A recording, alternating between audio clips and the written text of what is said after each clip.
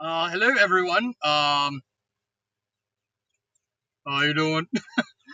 I designed Dark Symphony 777 with not a review or not a game. What's this? I don't know what this is.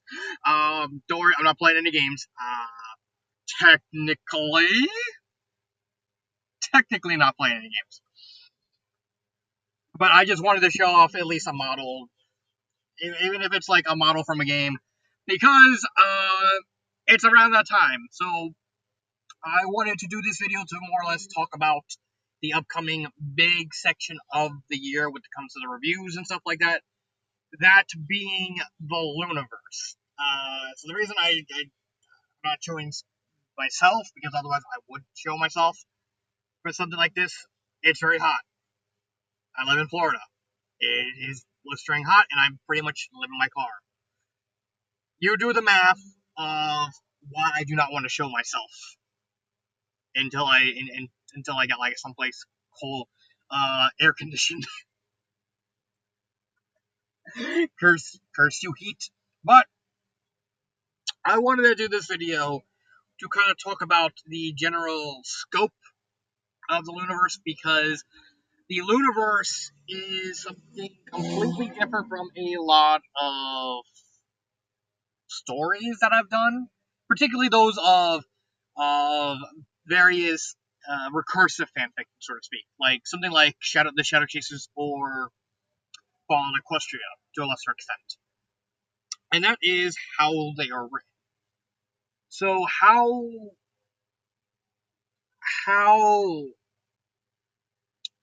Lunaverse is written is completely. The heat is getting to me, to be honest. The heat. Oh god, the heat. So you take something like, say, the Shadow Chasers. The Shadow Chasers revolves around this massive organization of cops for the Shadow Kind, which are basically demons, sort of things. And however, every story is basically a different organization. So like, if you take the if you take all the stories that Occam's Razor did, you had two stories that were based around the group in Japan. You had the group based around you had a group based in Boston. You had a group based in then one story had a group based in no, Seattle. Seattle was Torment, and then Boston was the one was Ascension. And then you had Tournament of Shadows, which is based on Duelist Kingdom. And then finally you had Conspiracy, which is based around just the organization as a whole with various groups and stuff like that. However, the difference between, say, something like that and Lunaverse is how they're connected. They're only loosely connected. So, like, you can read, any, excuse me, almost sneezed. You can read any Shadow Chaser story and basically go to another story and you won't miss anything because they're not connected. They're just there. They just happen to take place in the world. However, with the Lunaverse, this is very much not the case. You have to read these stories in a particular order, even despite the fact they're written by different authors. Because because the whole point is to try and emulate the feel of watching a TV show. Like you're watching a full season of, say, My Little Pony. And so, let me just pause that. I need to pause it. I need to pause it in a little bit anyway to show what I need to show to continue my point.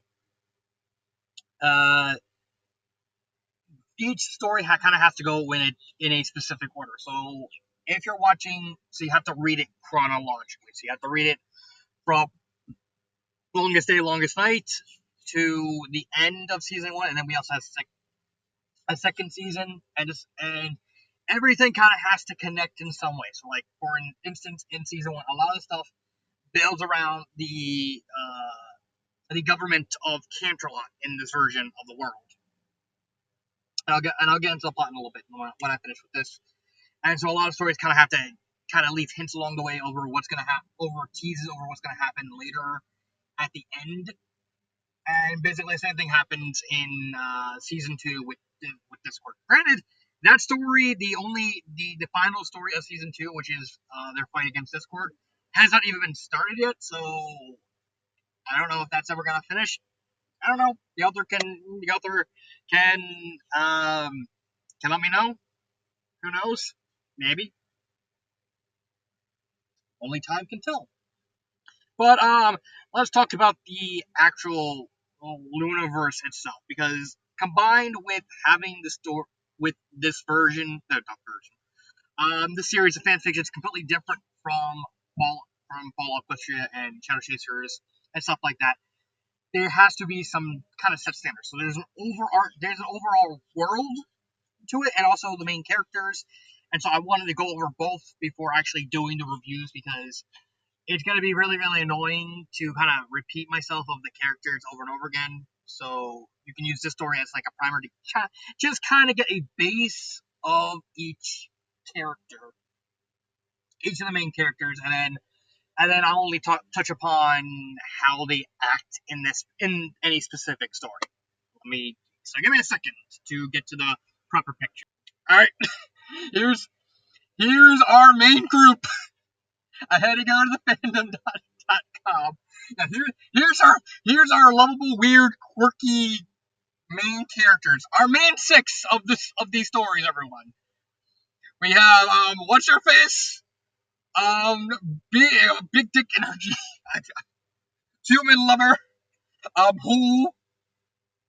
Teacher and Derpy. Or Ditzy.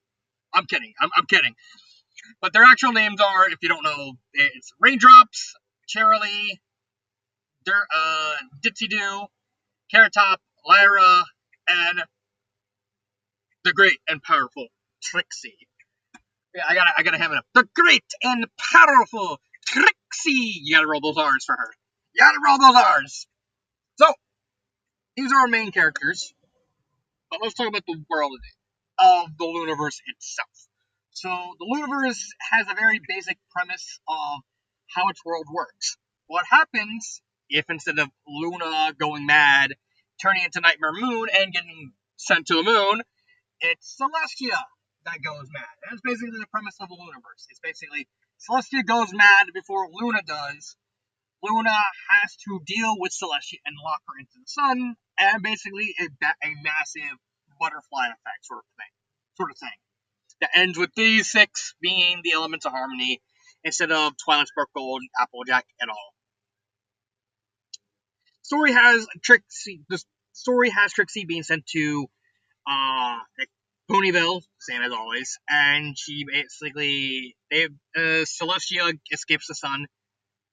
There's a big difference in her. I'll talk about that when I talk about the first story. And basically Trixie and all her friends are basically just in various misadventures of Ponyville getting destroyed and them having to deal with friendship, while also simultaneously preparing to eventually take down Corona, Celestia's corrupted form, and all that jazz. And that's more or less just the Lunaverse. It's just Luna's in charge, but not really, because she has the Night Court, which is like a massive government, like a sort of Congress for Canterlot and Equestria as a whole. That's kind of like they're kind of the main antagonists of the first season. Yeah, they're corrupt, so spoiler alerts, they're massively corrupt. But yeah, that's more or less the whole world. There's a lot of big differences. Like they shun, like they're very superstitious of the day. Like the big difference between how they're presented is Celestia basically made Luna made the whole incident with Nightmare Moon basically forgotten about and being treated as a myth. So Nightmare Moon is basically just treated as just a mythological figure in the show. Because Celestia wanted to basically plan everything and for eventually release her. However, in the Lunaverse, Luna very much obviously kept the whole idea, basically kept everyone intact of Corona being alive. So basically, everyone knows Corona existed. They knew she's in the sun, but they're all convinced that she's never really going to get out. Same thing with Luna. It's eventually revealed in the first story that Luna was convinced that Celestia was never going to get out. Spoiler, that she does get out. And basically, a lot of people are very superstitious. The whole world is very much shades of gray sort of thing because of this fact. So everyone doesn't really stay around during like noon time or when the sun is at the apex because they all think that Celestia is ready to glare down at them and basically smite them. So they hide out. They shun gold. They prefer silver. And various other odds and ends. The main six are completely different. Not these. Not in terms of these.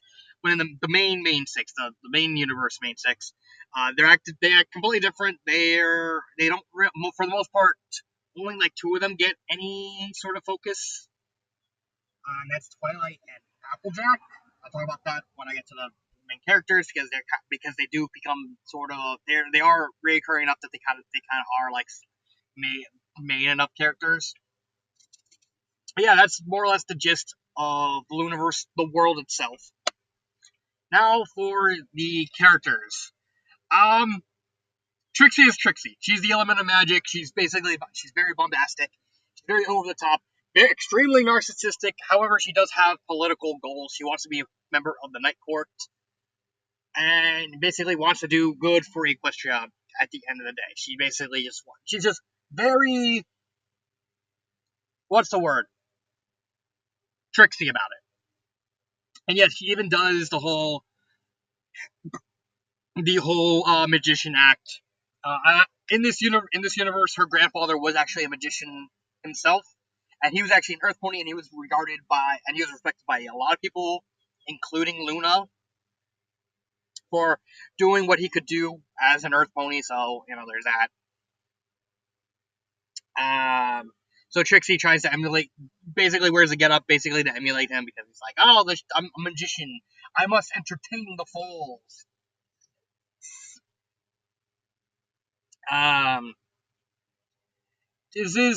She's very much in contrast, and this is something that I actually kind of like about the Lunaverse is how they present the elements in the virtues in comparison to the main six, because they kind of portray them differently, but but also similarly. So, like for instance, with Trixie versus Twilight, like with Twilight, her whole thing with magic is she's like an uber powerful magician. She knows these spells, she knows everything, and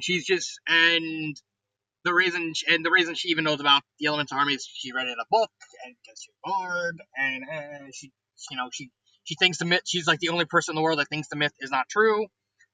However, in contrast with Trixie, Trixie's not powerful. It's implied that Lyra actually has more reserves than Trixie. However, this falls under the whole thing of power versus skill. Twilight is the powerful one. Like she has deep reserves. She knows a lot of spells, and she knows how to use them really quick, and she knows how to use them. It takes a while. Trixie, she doesn't have access to a lot of spells. She doesn't really have that big reserves. However, it's shown over the course of the series that this very much falls under the philosophy of what's the best way to say it? Oh yeah, that one Bruce Lee quote: "I fear not a man who practices one kick 1,000 times. I fear the man who practices one kick 1,000 times." Basically, what this means is it plays with the fact that Twilight, for all intents and purposes, whenever she learns a spell, she doesn't really practice with it. She just learns it and then she moves on. Meanwhile, Trixie, she has a very, very select amount of spells. Glamours, auditory illusions, visual illusions, smoked fireworks, and she basically comes up with very extremely creative ways to work around the limitations. So she's able to layer a lot of illusions and glamours on top of each other to interlay. She's very, very She's extremely capable of multitasking, unlike Twilight, who can't really multitask with her magic that well. I never saw the entirety of Friendship with Magic, so I don't really know for sure.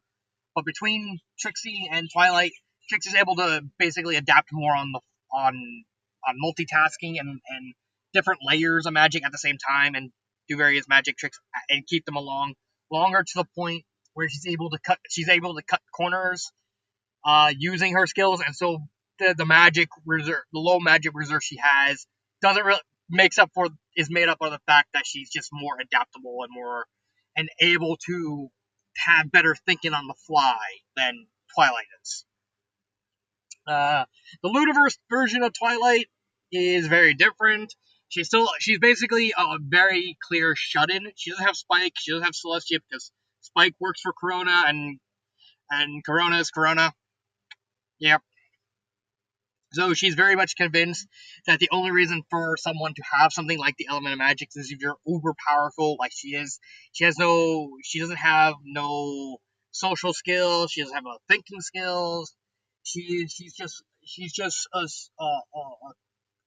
sort of claustrophobic, obsessive nerd who wants to learn anything, even if even if it's legal to learn or not. So there's Trixie and there's Twilight. Uh, Raindrops is the element of honesty. She's very much a tomboy.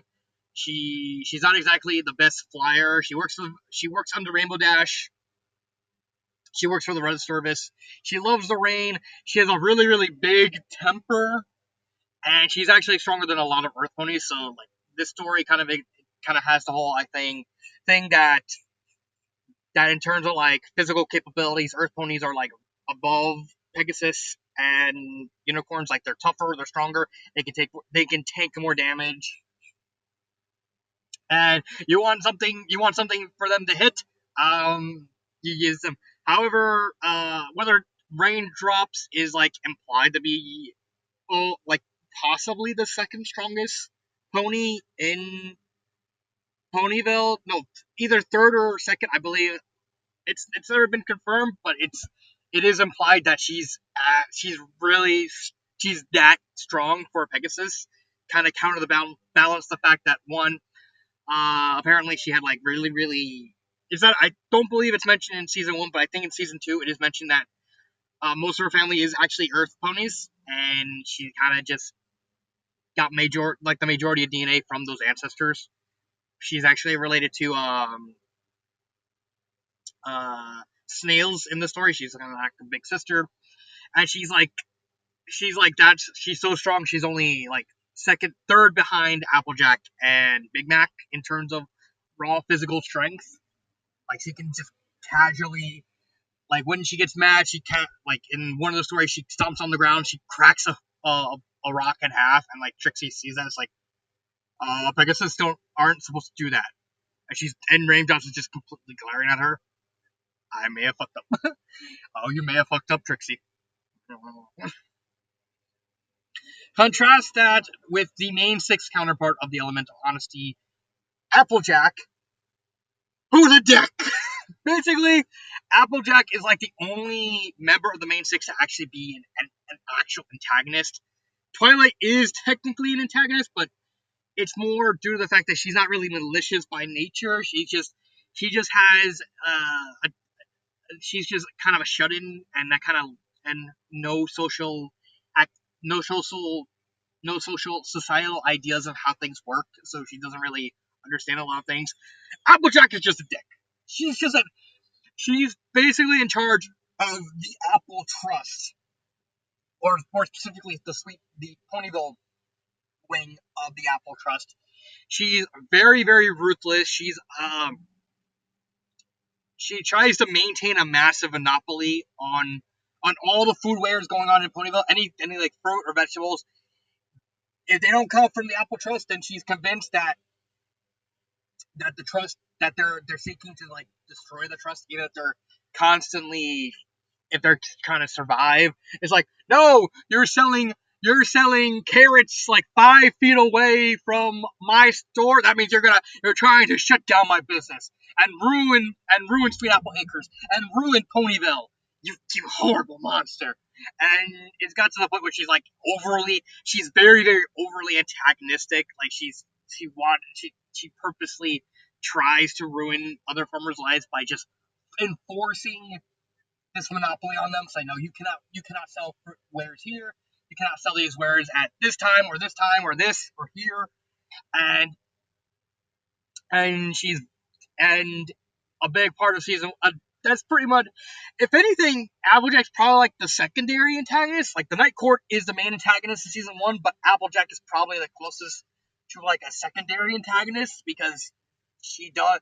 She's like the most common member of the main six to actually be part of the story, and also how they interact with their elements of honesty is kind of different because Applejack is still honest, but it's more blind truth, like blind honesty, because it's revealed that Applejack has these thoughts in mind because she's convinced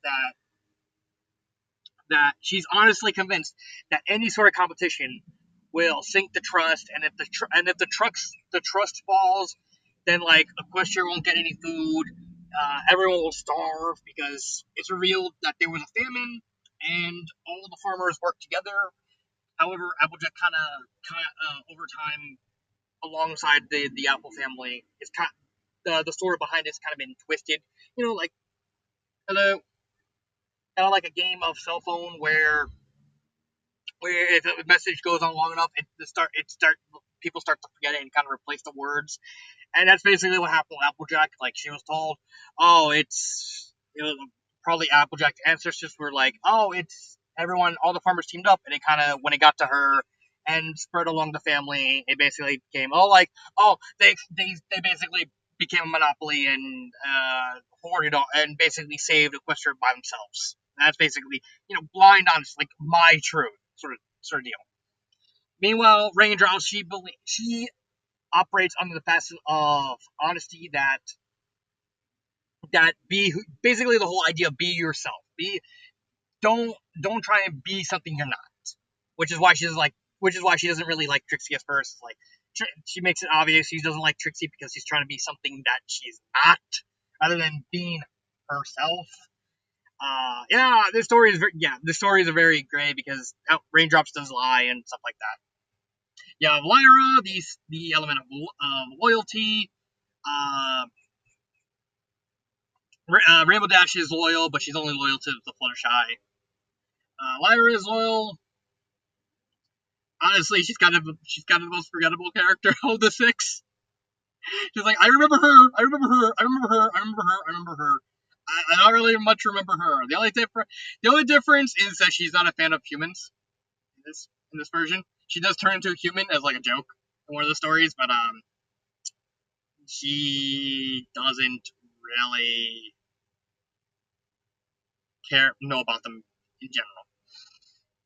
She's loyal to Trixie. She's loyal to everyone. She's very loyal to Bon Bon, her girlfriend, and Bon Bon's are sexual. But yeah, I don't really remember much about Lyra. It's been a while since I read the Lunaverse, so I have to catch up on that. But yeah, Lyra's like the weakest one. You have Carrot Top. She's generous.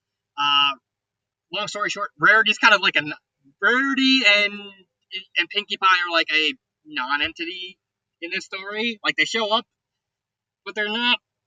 It's just not there because they're the ones who change the least. Like with Applejack, she turns into a horrible person. Twilight, she doesn't get any social skills or any grounding. With Rainbow Dash, she's very loyal, but only to Fluttershy and to literally no one else. So, instead of loyal to like a certain idea, she's loyal to just one specific person. With Rarity, she's generous, but she only uses that generosity if she can get something out of it. Meanwhile, with Carrot Top, she's very generous to the point where she's able to she'll willingly sacrifice herself and her time and everything if it means making someone happy. It means helping someone. She's the one I kind of connect with the most because it's kind of me in a way. Derpy or Dipsy, she's the mom. Element of kindness. She does have a breaking point. She kind of gets mad if someone hurts Stinky or the people she's friends with. That's a neat thing. Like, it shows that kindness is not inherently connected to being soft. Sometimes you have to be hard to be kind, because sometimes that's what they need. With Fluttershy, she's basically just a recluse. And Cheerilee, she's the element of laughter. She's very, very crude. She's basically Pinky if Pinky didn't have like Pinky could do adult jokes. So like, she makes a joke to Corona, and it's basically the whole oh, I know I know what you can eat, Corona. Mm-hmm. And everyone starts laughing, and Corona's like completely confused, like what? And then she gets it like a second later. It's like, oh, you. And she's actually blushing out of that, and meanwhile Cheerilee's just like, mm-hmm. Oh yes, I know. Oh, I very much know meant what I said. It's basically more or less it. Um, Basically Pinkie Pie's like more kiddie stuff, and Cheerilee kind of represents the more adult laughter sort of thing. Like, oh, the stuff that kids will miss, but adults, all they'll get. I need a freaking drink. Oh, she's also apparently a professional wrestler. Well, she was. Yeah. And finally, Pinky is Pinky. She doesn't have any people skills, kind of like Twilight. That's because Pinky didn't have anyone to talk to.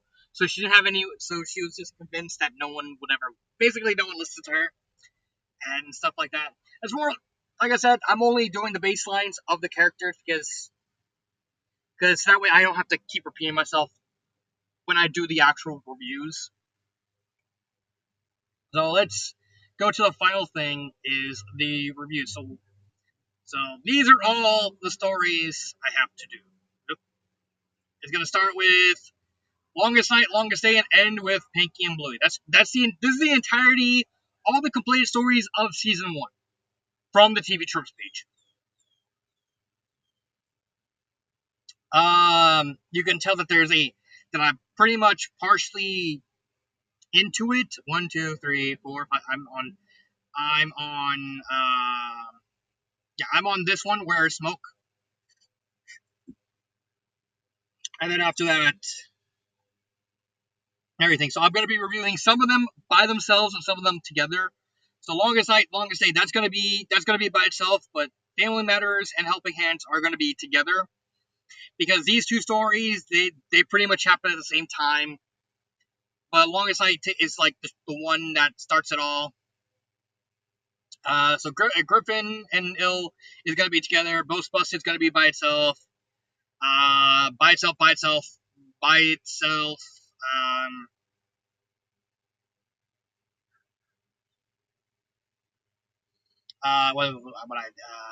What is it? This by itself, this by itself. Yeah, all these by itself. This is definitely going to be by itself. Hero Oten is the longest story. The reason I'm getting through all these really quickly is, for the most part, most of these stories are actually really short, like around the 10,000 to 20,000 word range. The only ones that are actually longer is this one. I think was 70,000. Hero Oten. This is like 160. This is the longest story in the entire season 1. At the Grand Gallopy Gala, I believe it is. I think this is like a 90,000. Let's actually look real quick at the Grand Gallopy Gala.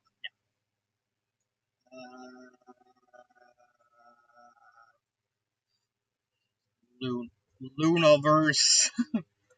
Got actually, yeah, here it is. At the Grand Gallopy Gala. So 70,000. Yeah, I got it. So yeah, but Hero Own is going to be the longest. That's going to be the one that's going to take the longest to get through. So I'm doing all these. Like I said, most of them are not really long, so the review should come fast. I'm hoping to do multiple reviews of the long ones in a week. And the orange ones are going to be like readings. So I'm going to be doing readings again for these. It's been a while since I've done them. But yeah, that's basically where I'm at. That's basically all I wanted to talk about. So that is that. I hope you stay tuned to the first review, which is going to be Longest Night, Longest Day. I'll see you next time. This has been Dark Symphony 777, and cut.